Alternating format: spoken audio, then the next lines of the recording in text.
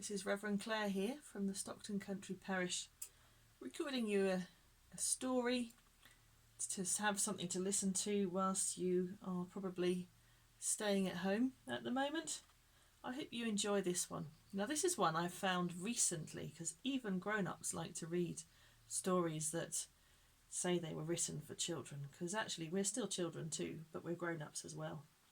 This is a lovely story, and I thought it was just right because it's kind of about rainbows, and we're being encouraged to make rainbows and put them in our windows.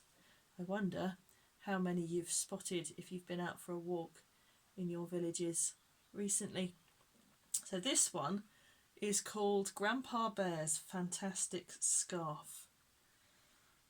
And here is Grandpa Bear and Little Bear. And this is Grandpa Bear's fantastic rainbow-coloured scarf. Grandpa Bear and the Little Bear sat on the porch step side by side, watching for the evening star. It was chilly, so Grandpa Bear wore his scarf. The Little Bear stroked it gently. "I love your scarf," said Little Bear. "It's so long and cosy." "It's like a part of me," said Grandpa Bear. "It grows as long as my life grows long. I began to weave it when I was small like you." The Little Bear wanted to hear more. "If you look carefully into my scarf, Little Bear, you'll see that there are two kinds of yarn. One goes up and down, and the other goes across and back again. The long up and down yarns are its bones. They shape the scarf, just as your bones and all you inherit from Ma and Pa, and even from me, shape you. Your likes and dislikes, loving berries, being afraid of bees, having big paws." "I've got Pa's nose!" exclaimed the Little Bear. "Everyone says so." "There you are," said Grandpa Bear. "Your family passes on to you their ideas, their fears and joys, and even their noses. Each of these is a part of you, like the long, different-coloured yarns holding your scarf together. It's important to check the colours of these yarns," he continued. "Perhaps an aunt gave you a bit of dull old yarn, like having grumpy mornings. Do you really want that in your scarf? You can't take it out of the days gone by, it's already woven in. But for the rest of your weaving, you want your own colour. Choose your new colour, tie it to the end of the old one," that's what he's doing here, "and keep going. No one says you have to live with someone else's handed-down colour in your scarf. Make it your own." The next day, the Little Bear looked closely at the weaving on Grandpa Bear's loom. Grandpa Bear, what are all those colours going across your up and down yarns?" he asked. "Those are the other yarns. They are very special yarns, Little Bear, because you decide what they will be. You make your own magic with these yarns, with the colours you love, the colours of your life. And pretty soon you'll have yards of your own colours, just like me." "Yards?" said the Little Bear. "That's long." "As long as my life," said the old bear. The Little Bear thought what a very long scarf that would be.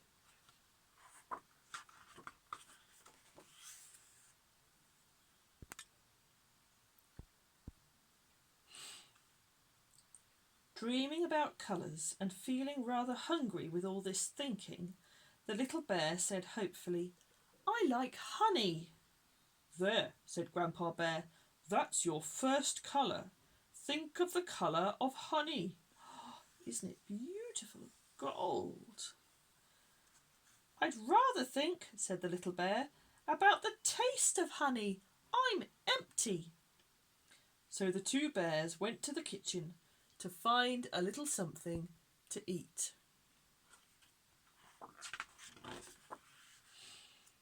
After lunch, Grandpa Bear and the little bear went for a walk. Tell me more about weaving colours, said the little bear. What makes you happy? Asked Grandpa Bear. Apples. Apples. Lots and lots of apples. Oh no, wrong voice. Apples. Lots and lots of apples. Reds, greens, orange, bits of brown, yellow. Wow, look at all these apple-coloured bits of scarf. Isn't that beautiful? So rich and vibrant. And I like balloons and misty blue mountains and sunny days. Wonderful. I can see your scarf is going to be bright. Now, if you were feeling sad or hurt, what colour would you weave?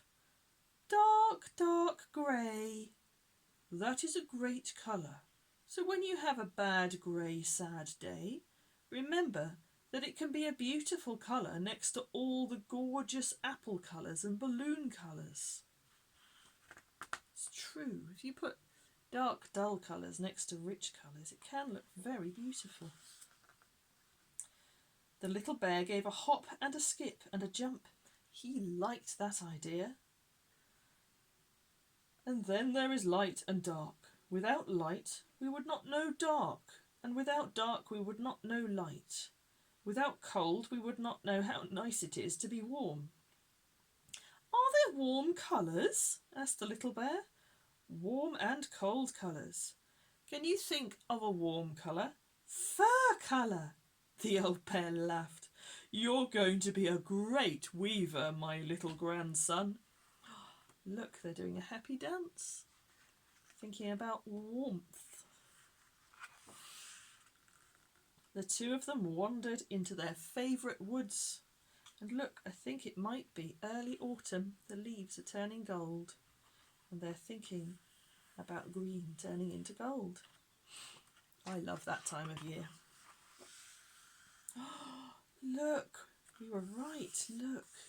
Conkers and conker tree leaves like hands. And maple leaves like fire. The little bear's very happy, playing in the leaves and rolling around.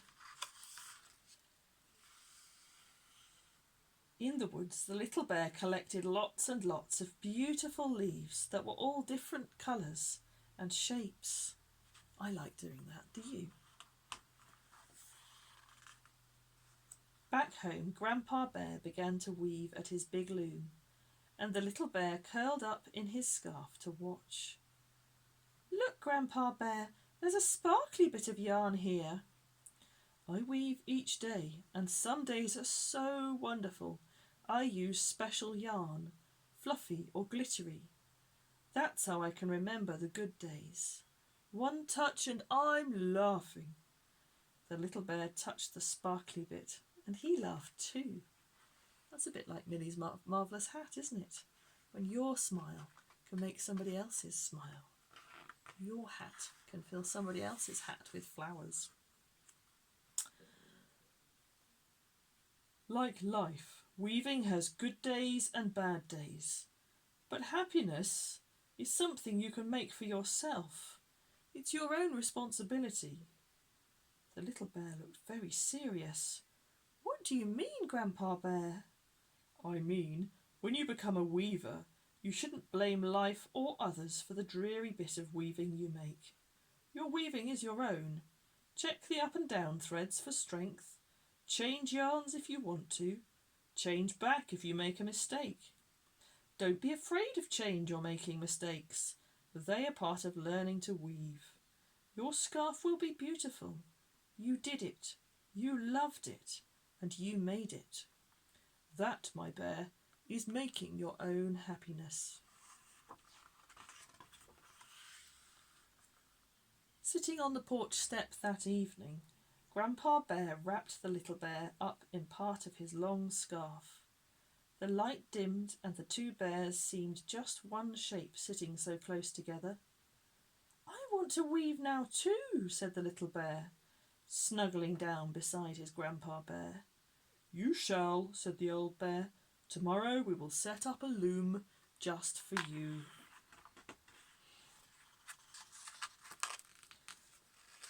The stars came out in the dark, dark sky, while the little bear dreamed about weaving and colours and his own adventure that would begin so soon. So I hope this week you're able to weave some bright, happy colours.